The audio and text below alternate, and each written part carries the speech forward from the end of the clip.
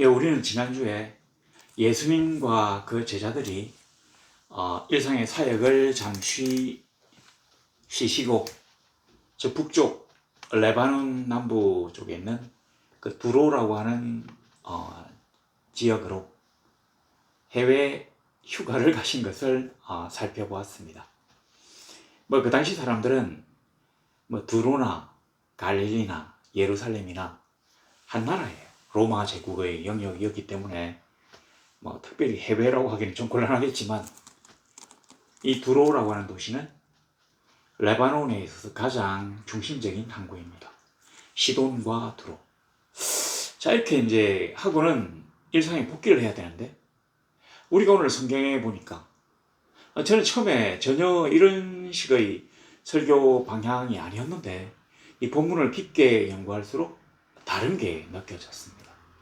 오늘 하나님이 우리에게 주신 게 뭔지를 한번 살펴볼 겁니다. 보시면 마가복음 7장 31절에 예수께서 다시 두로 지방에서 나와 시돈을 지나고 데가볼리 지방을 통과하여 갈릴리 호수에 이르시며, 예수님의 그 목적지는 갈릴리 호수. 예수님이 막 가버나움이라든지 또 뭐 베세다라든지 이런 어떤 나오는 또 그라사도 있고 이 갈릴리 호수 주변에 다 있어요. 그리고 예수님의 목적지가 갈릴리인데 오늘 굉장히 이상한 얘기가 하나 있습니다. 두로 지방에서 나와가지고 시돈을 지나고 데가볼리 지방을 통과하여 갈릴리 호수에 이르렀대요. 저는 뭐 이 성경 말씀만 보고는 이 두로가 시돈보다 더 위쪽에 있는 줄 알았어요. 근데 막상 지도를 한번 살펴보니까 이 두로보다도 레바논 쪽 터키 쪽으로 쭉 해변을 한 100리 정도 더 거슬러 올라가야 있는 곳이 바로 이 시돈입니다. 주님이 갈릴리 지경으로 빨리 내려오시려고 했다면 거기서 북쪽으로 100리 되는 그 시돈 지역으로 올라가셨을 리가 없다고 하는 것이죠.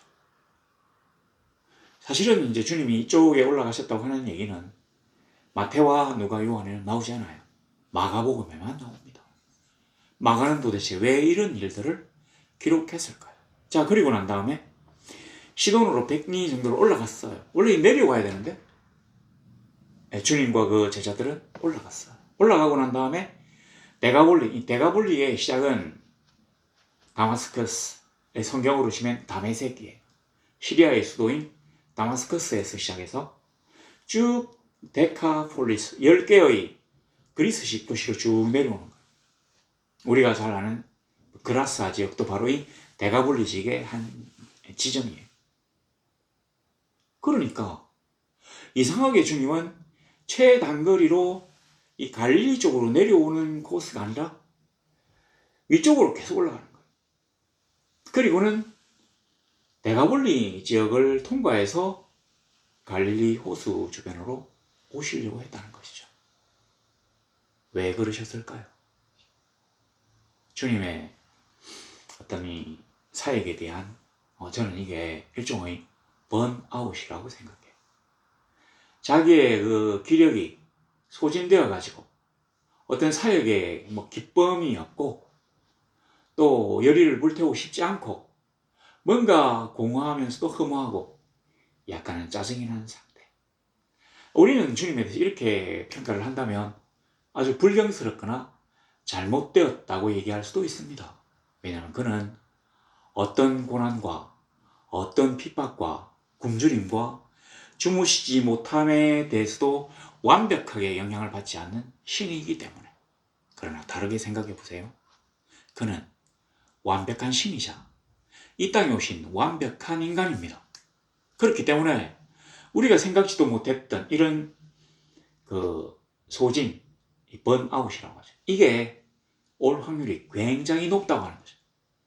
주님이 처음에 두로에 가셨을 때 아무도 모르는 곳에 가셔서 쉬려고 하셨어요. 몰래. 근데 거기서 소문 때문에 귀신 들린 딸을 둔 그리스인 여인을 만나가지고 고쳐주셨어. 그러니까 이게 뭔가 완벽한 신이 오지 않았습니다. 그래서 다시 저 위로 올라가신 시동으로.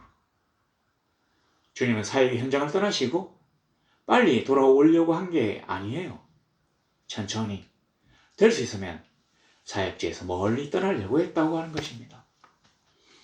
자, 그런데 대가볼리를 통과해, 이 통과하여라는 말은 한가운데를 통과하여라는 말이에요. 그러니까 이 대가볼리 쪽에서 아마 이 그라스 아직 쭉 이 10개의 도시가 이 로마인들이 만든 이 돌로 포장된 도로가 쫙 있었던 거예요.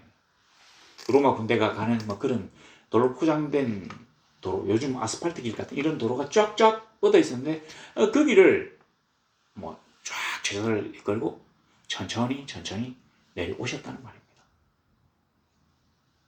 아니나 다를까 보세요. 갈릴리 호수에 이르심에 32절에 사람들이 귀 먹고 말 더듬는 자를 데리고 예수께 나와 안수하여 주시기를 간구하거늘.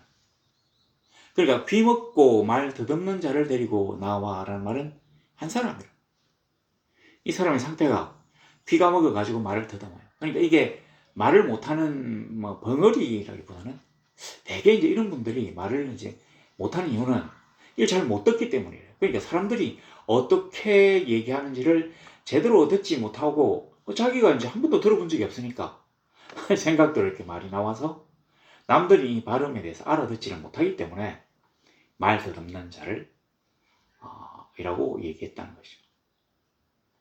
안수하여 주기를 원했대. 주님이 이제 이 사람들을 봤을 때 실제로 이 사람들은 오늘도 있자 보세요. 귀 먹고 말 더듬는 자의 이름은 뭡니까? 이런 두 가지 장애에서 큰 어떤 이 고침을 받고, 그러니까 평생의 은혜를 입었다면 내가 이 은혜를 갖기 위하여 나의 목숨까지도 들 수 있다고 생각하고 제일 쉽게 할 수 있는 일은 주님의 제자단에 가입하는 것입니다. 아니라도 여전히 주님을 따르고 지지하고 그에게 감사를 잊지 말아야 되었을 것인데 성경에는 이 사람의 이름이 나오지 않아요. 왜 안 나왔겠습니까? 마가가 이 성경을 기록할 당시에 그 사람의 이름이 알려지지 않았기 때문에, 다시 말해서 그리스도 공동체 안에 이 사람이 없었기 때문이라는 얘기입니다. 보세요. 이렇게 큰 은혜를 입고서도 그는 결국은 기독교인이 되지 않았어요. 고향으로 돌아갔고 무리들 사이에서 잘 살았을 것입니다. 그걸로 끝이에요. 성경에 수많은 예수 그리스도의 기적들이 나옵니다. 그러나 우리가 그 기적을 체험한 사람들의 이름은 몇 명밖에 알지 못합니다. 뭐 있잖아요. 디메오와 바디메오. 그 다음 무슨 삭개오도 있고, 앞에 보면 하여튼 그런 사람, 나사로니 그런 정도. 글쎄 이게 우리 잘 아는 혈루병 앓던 여인 이름 모르죠? 야이로의 딸 이름 모르죠? 아니 전부 다 급하네요. 10명의 나병 환자가 고침을 받고 1명밖에 안 돌아왔다고 주님이 하셨는데 그 사람 이름도 몰라요. 당연히 10명의 이름은 모르고. 주님은 이런 현상을 그냥 이제 견디지 못하는 단계까지 나왔다는 얘기예요. 은혜를 입었으면 최소한 주님을 지지하고 해야 되는데 이런 사람들이 나중에 6월절날 예루살렘 놀러와서 뭐 했습니까? 예수를 못 박으라고 바나바를 풀어주라고 하잖아. 은혜도 제대로 알지 못하는 사람들에서 주님은 크게 상처 입으셨습니다. 그러니까 안수하여 주기를 원했어요. 여기 보세요. 근데 어떻게 했느냐. 33절에 그 사람을 따로 데리고, 그러니까 비밀리에 데리고 나가가지고 손가락을 귀에 넣고 침을 뱉어가지고 혀에 손을 대었어요. 이 침이라는 게 사실은 우리도 요즘 노인들 어르신들 잘 보면 이 침이 모기 같은 거 물리는데 이 침 바르면 좀 덜 따갑다, 덜 간지럽다는 얘기를 막 하잖아요. 실제로 이 침에 치료 성분이 좀 있기는 있는 모양입니다. 옛날 사람들도 아마 이걸 알았겠죠. 그래서 주석서에 보면 이상한 소리로 막 이런 행위를 갖다가 좀 옹호하고 하려고 하는데 아니에요. 주님은 이때 너무 화가 나신 거죠. 주님은 이전에 말씀으로만 귀신을 쫓아내는 능력을 행하셨어요. 이번에 안수해달라고 했는데 충분히 안수해 줄 수 있습니다. 근데 이거를 인격적인 처우라고 생각해요. 근데 주님은 그렇게 하고 싶지 않았어요. 이 사람도 결국 주님의 제사장이 되지 않고 주님을 배반할 것을 알았기 때문에 이 사람을 데리고 나와가지고 침을 뱉어가지고 이걸 혀에다 대는 거예요. 34절에 하늘을 우르르 탄식하시니 탄식했단 말이 너무 답답했다고 하는 거예요. 뭐에 답답했느냐? 이 사람이 이 기적을 맛보고 정상인이 되는 이 사람이 결국에는 나를 십자가에 못 박으라고 외치는 무리 중에 한 명이 될 것을 알았기 때문에 답답하다. 내가 이런 모질한 인간들, 이 쓰레기 같은 인간들도 치료해 주어야 돼. 아버지여, 될 수 있으면 이 잔을 나에게서 옮겨주십시오. 제가 도저히 견디지 못하겠습니다. 라고 피땀을 흘리시며 기도하셨던 그 주님이 조금 일찍 나타나신 거예요. 그러나 그는 이게 하나님의 사명이기 때문에 십자가를 지고 아낌없이 저들에게 주고 원수죠. 자기는 십자가 못 박으라고 외치는 그런 사람들 가운데서도 하나님의 명령은 이행되어야 됨을 알았기 때문에 그를 고쳐줘야 되는 이게 너무 답답했다니. 이 사람이 귀 멀고 혀가 안 돌아가가지고 말을 못해. 이것도 답답하지만 이런 인간도 하나님의 은혜에 감사하고 예수에게 은혜를 갚으려고 하기보다는 자기밖에 모르고 그럼에도 불구하고 사람들은 막 몰려와가지고 자기를 괴롭게 해요. 밥 먹을 틈도 없이 주님 제발 이걸 고쳐주세요. 지금 아빠가 죽으려고 하니까 어쩔 수 있습니까? 고쳐주시는 거죠. 그런데 그리고 아무런 감사를 받지 못해요. 그게 단적으로 하는 거예요. 그잖아요. 10명의 나 환자를 고쳐줬는데 1명만 돌아갔다. 물론 그 사람도 이름이 안 나왔지만 그리고 돌아가서 감사합니다 한마디는 해줄 거 아닙니까? 그러니까 주님이 너무 이제 사역에 회의를 느끼십니다. 하늘 우러러 탄식하시며 에바다 하셨어요. 에바다. 열리라. 귀가 열리니까 말이 들리고 그러니까 혀가 또 열려가지고 풀려가지고 말을 보다 더 분명하게 할 수 있게 되었다는 것이에요. 귀가 열리고 혀가 맺힌 것이 곧 풀려 말이 분명하여졌더라. 자, 예수께서 그들에게 행하사 아무에게도 이러지 말라 하셨습니다. 왜 그렇습니까? 나는 이제 더 이상 이런 거 하기 싫다는 얘기예요. 나는 이 땅에 이 오고는 인류를 위하여 십자가에 달려서 죽을 그런 운명인데 그 전에라도 영양가 없는 짓을 좀 안 하고 싶다는 얘기겠죠. 우리 주님의 이러한 바람은 충족되지 못했어요. 경고하실수록 그들이 더욱 널리 전파하니 그들에게는 병 고치는 거를 갖다가 병 고침을 받는 사람이라든지 병 고치는 걸 보는 것 자체가 굉장히 큰 이벤트예요. 이벤트.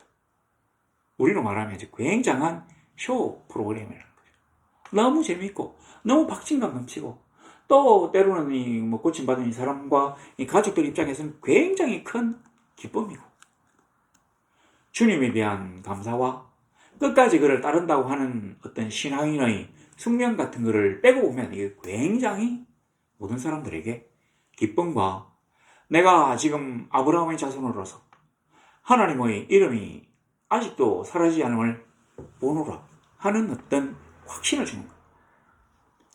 회개하라 천국이 가까이 왔느니라고 하신 주님의 말씀까지는 이르지 못한 자들이 이 썩어 빠진 이 부정과 부패와 억울함과 분노와 분열이 만연한 이 세상에서 스스로를 행복하게 만드는 이 행복회를 굴리는 일들을 해주기가 싫으신 주님은 아무에게도 얘기하지 말라고 하셨어요. 그러나 그럴수록 더욱 널리 전파되었어. 왜냐하면 이게 표거든요. 표. 요즘 이번에 아직 선거 이제 저는 아직도 안 했는데 막 너무 멀어가지고 당일날 요 가까운 데 살려고 안 갔습니다만은 이 표가 된다는 거. 사람을 낚는 어부가 된다는 이 사람을 낚는 어부가 바로 이 표거든요. 이 사람들이 모여가지고 혁명과 왕국이 되는 거잖아요. 그렇게 생각했지만 주님은 세상 권세와 어떤 왕국을 수립하고 로마를 뒤집었고 이거 전혀 관심이 없었기 때문에 주님에게는 하등 상관이 없는 거예요. 근데 주님과 달리 이 속세에 사는 사람들에게는 한 자리가 진짜 중요하거든요. 출세와 성공과 명예와 권세가 너무 중요하거든요. 주님하고는 지금 이 상극이에요. 그런데도 막 몰려와가지고 끝까지 지지하지도 않을 거면서 내가 지금 지지할 거라고 막 얘기하는 이런 사람들.